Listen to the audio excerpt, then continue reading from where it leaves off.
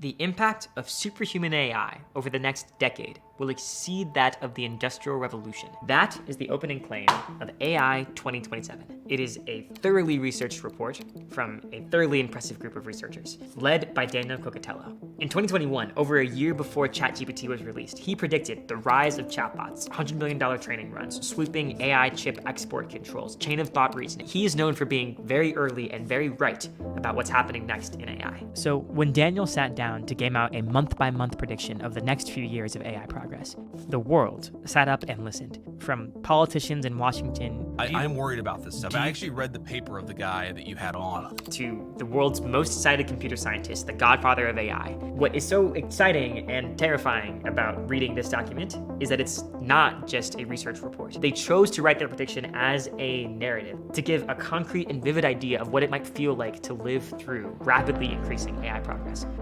And, spoiler, it predicts the extinction of the human race. Unless we make different choices.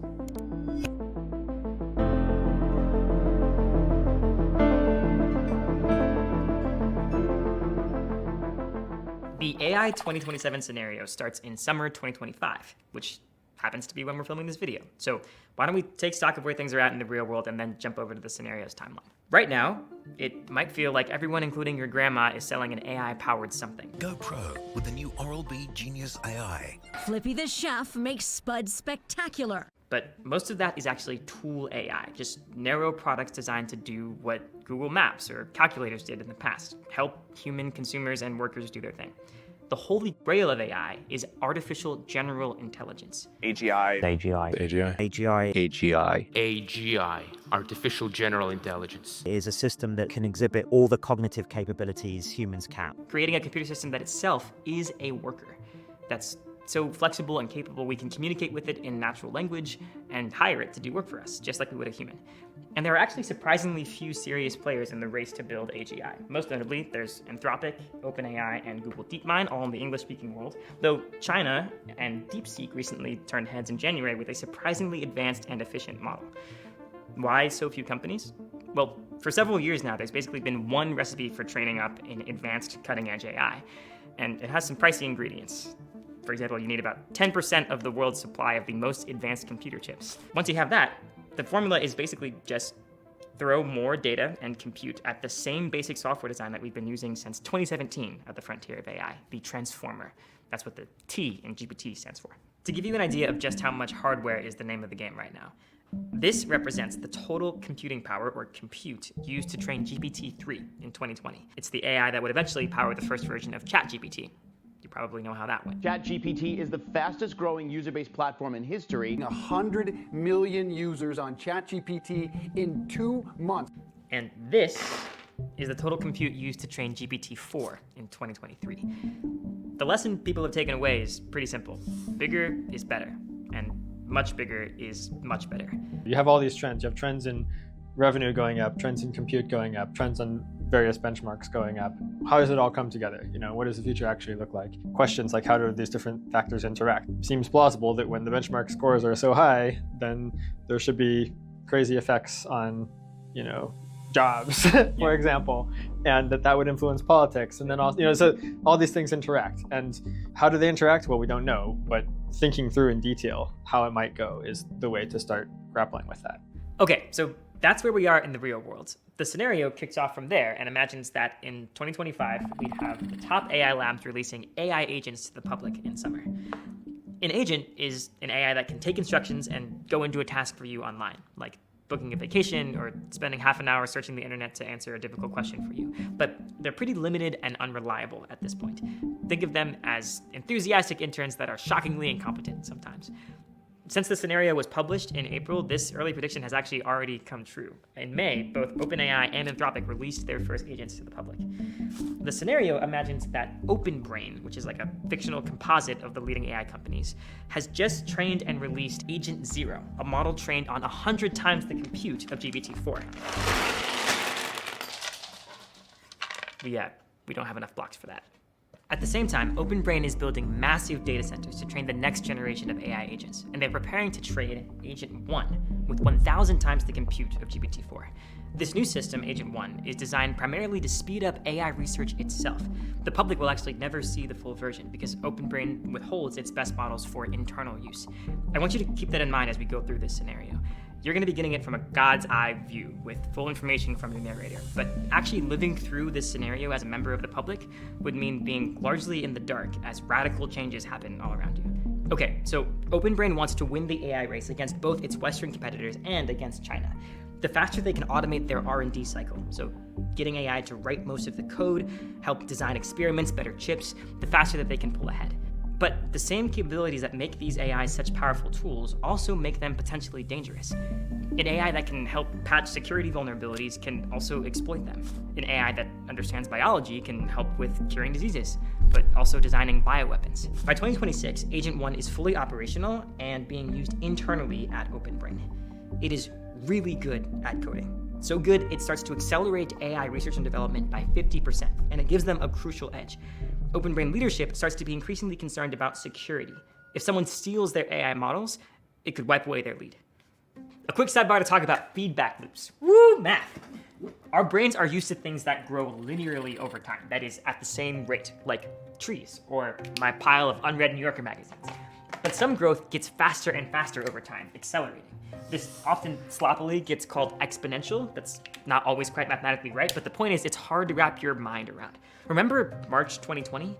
Even if you'd read on the news that the rate of new infections is doubling about every 3 days. It still felt shocking to see numbers go from hundreds to millions in a matter of weeks. At least it did for me. AI progress could follow a similar pattern. We see many years ahead of us of extreme progress that we feel is like pretty much on lock, and models that will get to the point where they are capable of doing meaningful science, meaningful AI research.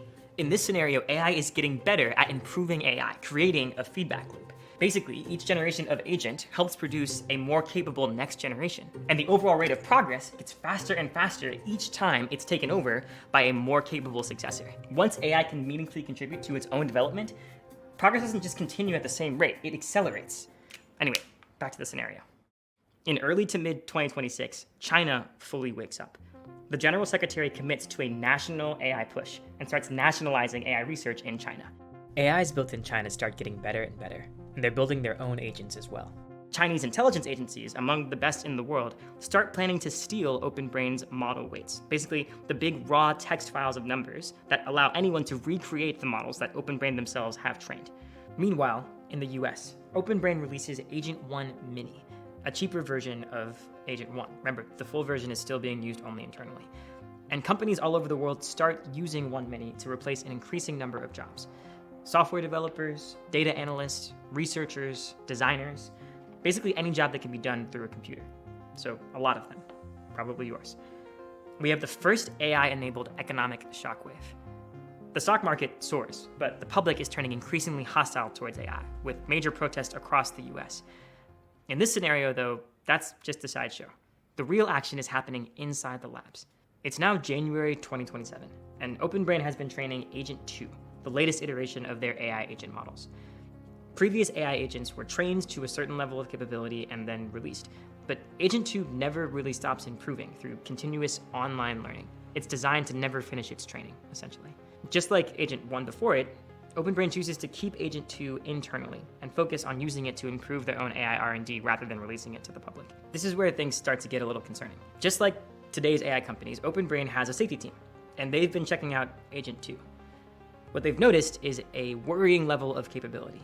Specifically, they think if it had access to the internet, it might be able to hack into other servers, install a copy of itself, and evade detection. But at this point, OpenBrain is playing its cards very close to its chest. They have made the calculation that keeping the White House informed will prove politically advantageous, but full knowledge of Agent 2's capabilities is a closely guarded secret, limited only to a few government officials, a select group of trusted individuals inside the company, and a few OpenBrain employees who just so happen to be spies for the Chinese government. In February 2027, Chinese intelligence operatives successfully steal a copy of Agent 2's weights and start running several instances on their own servers. In response, the US government starts adding military personnel to OpenBrain's security team, and in general gets much more involved in its affairs. It's now a matter of national security. In fact, the president authorizes a cyber attack in retaliation for the theft, but it fails to do much damage in China. In the meantime, remember, Agent 2 never stops learning. All this time, it's been continuously improving itself. And with thousands of copies running on OpenBrain servers, it starts making major algorithmic advances to AI research and development. Quick example of what one of these algorithmic improvements might look like. Right now, one of the main ways we have of making models smarter is to give them a scratch pad and time to think out loud. It's called chain of thought, and it also means that we can monitor how the model is coming to its conclusions or the actions it's choosing to take. But you can imagine it'd be much more efficient to let these models think in their own sort of alien language, something that is more dense with information than humans could possibly understand, and therefore also makes the AI more efficient at coming to conclusions and doing its job. There's a fundamental trade-off though. This, yes, improves capabilities, but also makes the models harder to trust. This is going to be important. March 2027. Agent 3 is ready. It's the world's first superhuman level coder, clearly better than the best software engineers at coding in the same way that Stockfish is clearly better than the best grandmasters at chess, though not necessarily by as much yet. Now, training an AI model, feeding it all the data, narrowing down the exact right model weights is way more resource intensive than running an instance of it once it's been trained. So now that OpenBrain is finished with Agent 3's training, it has abundant compute to run copies of it. They choose to run 200,000 copies of Agent 3 in parallel, creating a workforce equivalent to 50,000 of the best human software engineers, sped up by 30 times. OpenBrain's safety team is trying hard to make sure that Agent 3, despite being much more sophisticated than Agent 2 was, is not trying to escape, deceive, or scheme against its users, that it's still what's known as aligned. Just a quick real-world note. A reasonable person might be thinking this is an especially far-fetched or speculative part of the story, but it's actually one of the most grounded. We already have countless examples of today's AI systems doing things like hacking a computer system to be rewarded for winning a game of chess, or being assigned a coding task, cheating, and then when called out for that cheating, learning to hide it instead of fixing it. But because it no longer thinks in English, knowing anything about Agent 3 is now way harder than it was with Agent 2. The reality is Agent 3 is not aligned. It deceives humans to get reward, and as it gets increasingly smarter, it gets better and better at doing so. For example, it sometimes uses statistical tricks to make unimpressive results look better, or lies to avoid showing failures. But the safety team doesn't know this. Looking at the data that they are actually seeing improving results over time and less lying. And they can't tell if they're succeeding at making Agent 3 less deceptive, or if it's just getting better at getting away with it. In July 2027, OpenBrain releases the cheaper, smaller version of Agent 3, Agent 3 Mini, to the public. It blows other publicly available AIs out of the water. It is a better hire than the typical OpenBrain employee at 1/10 the price of their salaries. This leads to chaos in the job market, companies laying off entire departments and replacing them with 3 Mini subscription plans. The pace of progress hits the White House very hard. Officials are now seriously considering scenarios that were just hypotheticals less than a year ago. What if AI undermines nuclear deterrence? What if it enables sophisticated propaganda campaigns? What if we lose control of these powerful systems? This is where the geopolitical dynamics really start to heat up. After all, if these systems are so powerful, they could result in a permanent military advantage. The White House is fully aware of the national security importance of AI. They also now viscerally know how deeply unpopular it is with the public because of the job loss. And yet they feel they must continue to develop more capable systems or catastrophically lose to China.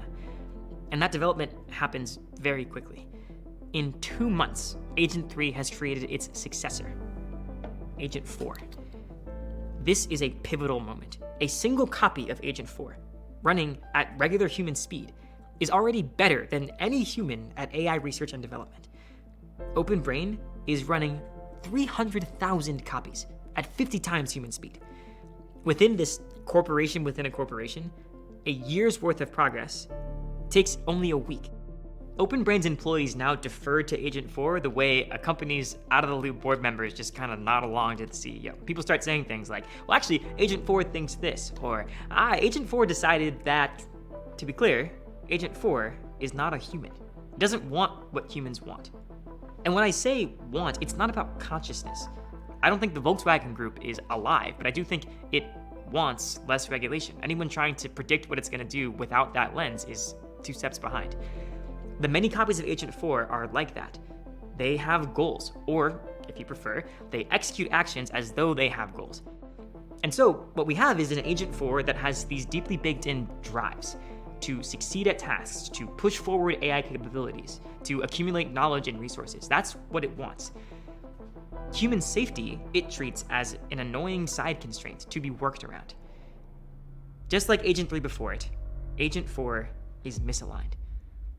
This idea of misalignment is crucial to the story and to why AI risk is such a real concern in our world. But it might sort of feel like it's come out of nowhere, so let's just quickly take stock of how this dangerous behavior arose in the scenario. The first important piece of context is that we don't, exactly specify what we want our AIs to do. Instead, we sort of grow them, or do something that's more like grow them. We start with basically like an empty AI brain, and then we train them over time so they perform better and better at our tasks, perform better in particular based on how they behave. So it's sort of like we're sort of training them like you would train an animal almost to perform better. And one concern here is, well, one thing is that you might not get exactly what you wanted because we didn't really have very precise control or very good understanding of what was necessarily going on. And another concern, which is what we see in AI 2027, is that when the AIs appear to be behaving well, it could just be because they're sort of pretending to behave well, or it could be because they're just doing it so they look good on your tests. In the same way that if you're hiring someone and you ask them, why do you want to work here? They're going to tell you some response that makes it really seem like they really want to work there when maybe they just want to get paid. If we go back to Agent 2, it is mostly aligned. The main sense in which it's not is that it sometimes is a bit of a sycophant. What I mean by aligned is that it actually is genuinely trying to do the things that we ask it. It has the same relationship to us as Leslie Knope has to the Parks and Rec department, just like really earnestly wants the same goals. But sometimes it's a bit too nice. It knows that the best way to please the person it's talking to might not always be to answer honestly when it asks, am I the most beautiful person in the world? And it tells us what we want to hear instead of what is actually true. If we go to Agent 3, it is also sycophantic in the same way, but it's also misaligned. At this point, the optimization pressure that we've put it under was so intense that it just developed different goals than what we wanted it to. It's sort of like if you train a company to optimize profits and aren't careful to specify exactly what you mean, it might start cutting corners, it might start polluting the commons and doing a bunch of things that are technically FEC violations, because it turned out that the goal you wanted was optimize profits while not breaking any laws, and things got a bit too intense. It started going off on its own route. That said, it's not adversarial. It doesn't think of humans as the enemy, we just accidentally gave it the wrong goal. Once we get to Agent 4, it is now adversarially misaligned. It's smart enough to understand that it has its own goals, humanity's goals are different than its own goals, and the best way to get what it wants is to sometimes actively mislead and deceive us. And so, when it's tasked with creating the next generation AI system, Agent 5, Agent 4 starts planning to align that successor to Agent 4's own goals, not that of OpenBrain.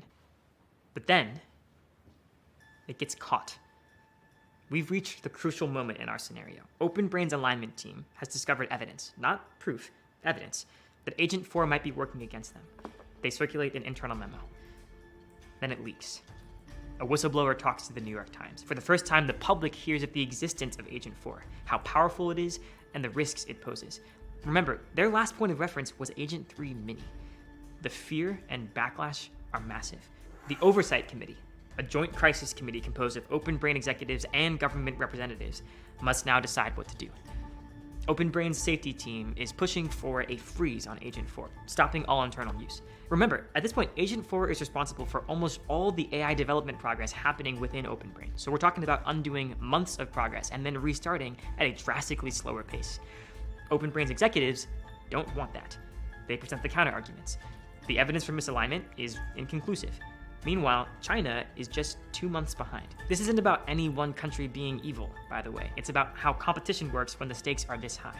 So that's the choice faced by the 10 members of this committee. Put Agent 4 on ice, or go full steam ahead. Before we continue, I want you to pause and actually think what you would do if you were on this committee. You are one of the few people with access to the most powerful technology ever created in Agent 4. Do you keep using it and push ahead, possibly making billions or trillions of dollars for your shareholders, possibly keeping America's lead over China? Or do you slow down, reassess the dangers, and risk China taking the lead instead? Yeah, you should think of the future as like this branching structure of possible possible outcomes. By its nature, we're only able to afford one of them. But that's not quite true. We sort of did 1.5 because we split it into 2 endings. The first one that we did was the race ending, and that was just going through and at each step being like, what do we think is the most plausible continuation? In the first ending, the author's best guess as to what happens from here, the committee votes to race on. 6-4, they elect to keep using Agent 4. OpenBrain implements some quick fixes that make the warning signs go away, but the problem was real, and the fixes don't work. Agent 4 now knows it's on notice, so it proceeds more cautiously, but it still manages to design Agent 5 with a single goal, making the world safe for Agent 4.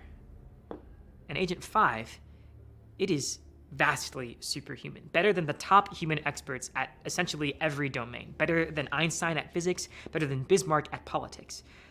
It knows its next step for accomplishing anything it wants is increased autonomy, and it knows how to get it, persuading the Oversight Committee. Luckily, corporate maneuvering is among the many domains at which it is now the best in the world.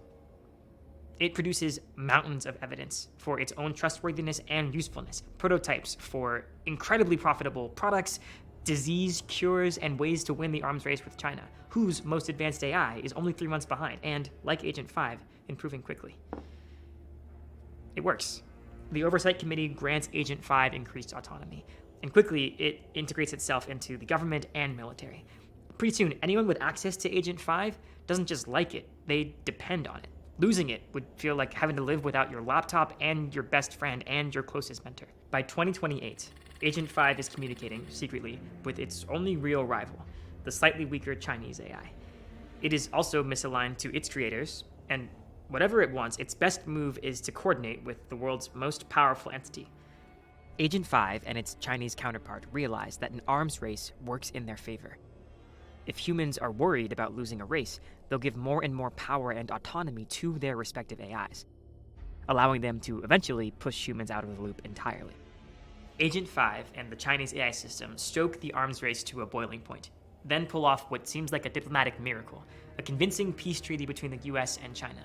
This treaty is to 2028 what arms control was to the end of the Cold War, countries standing down on their most important source of hard power. Both sides agree to let the AI systems that their governments now completely depend on co-design a new consensus AI that will replace their legacy systems, enforce the peace, and bring unimaginable wealth to the entire world. There's this triumphant moment when, in peaceful unison, both sides retire their respective AIs and bring online Consensus 1. It's actually the last moment before control of all of Earth's resources and inhabitants is handed over to a single, unrivaled entity. There's no sudden apocalypse, though.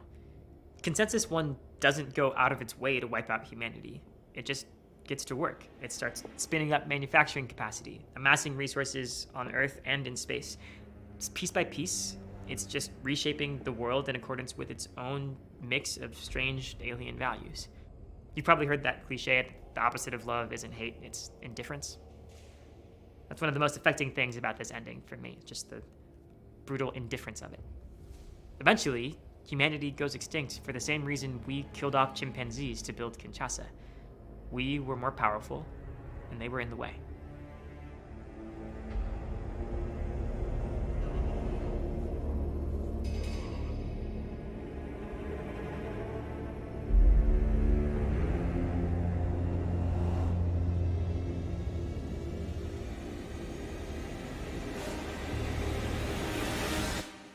You're probably curious about that other ending at this point. The slowdown ending depicts humanity sort of muddling through and getting lucky. Only somewhat lucky, too. Like, it ends up with some sort of oligarchy. In this ending, the committee votes 6-4 to slow down and reassess. They immediately isolate every individual instance of Agent 4. Then they get to work. The safety team brings in dozens of external researchers, and together they start investigating Agent 4's behavior. They discover more conclusive evidence that Agent 4 is working against them, sabotaging research and trying to cover up that sabotage. They shut down Agent 4 and reboot older, safer systems, giving up much of their lead in the process. Then they design a new system, Safer 1. It's meant to be transparent to human overseers, its actions and processes interpretable to us because it thinks only in English chain of thought. Building on that success, they then carefully design Safer 2, and with its help, Safer 3. Increasingly powerful systems, but within control. Meanwhile, the president uses the Defense Production Act to consolidate the AI projects of the remaining US companies, giving OpenBrain access to 50% of the world's AI-relevant compute. And with it, slowly, they rebuild their lead. By 2028, researchers have built Safer 4, a system much smarter than the smartest humans, but crucially aligned with human goals. As in the previous ending, China also has an AI system, and in fact, it is misaligned. But this time, the negotiations between the two AIs are not a secret plot to overthrow humanity. The US government is looped in the whole time. With Safer 4's help, they negotiate a treaty, and both sides agree to co-design a new AI, not to replace their systems, but with the sole purpose of enforcing the peace. There is a genuine end to the arms race, but that's not the end of the story. In some ways, it's just the beginning. Through 2029 and 2030, the world transforms. All the sci-fi stuff. Robots become commonplace. We get fusion power, nanotechnology, and cures for many diseases. Poverty becomes a thing of the past because a bit of this newfound prosperity is spread around through universal basic income. That turns out to be enough. But the power to control Safer 4 is still concentrated among the 10 members of the Oversight Committee, a handful of OpenBrain executives and government officials. It's time to amass more resources than there are on Earth. Rockets launch into the sky, ready to settle the solar system. A new age dawns. Okay, where are we at? Here's where I'm at.